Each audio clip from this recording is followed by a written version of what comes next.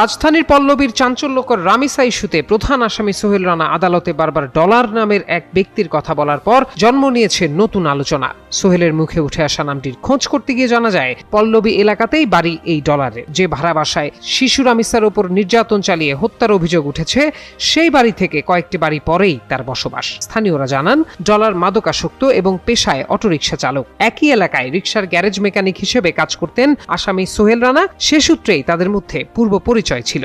স্থানীয় বাসিন্দারা আরও জানান ডলার ব্যক্তিগতভাবে ধনী না হলেও তাদের পরিবার অবস্থা সম্পন্ন। তাদের একটি বাড়ি রয়েছে।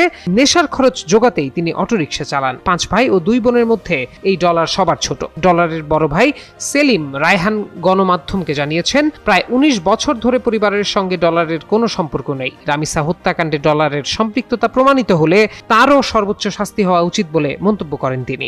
সোমবার শিশু নির্যাতন দমন ট্রাইব্যুনালে অভিযোগ গঠনের সময় আদালতে হাজির করা হলে সোহেল রানা সাংবাদিকদের সামনে দাবি করে, ধর্ষণ করছে ডলার, মারছেও ডলার, আমি শুধু লাশ গুম করতে চাইছি।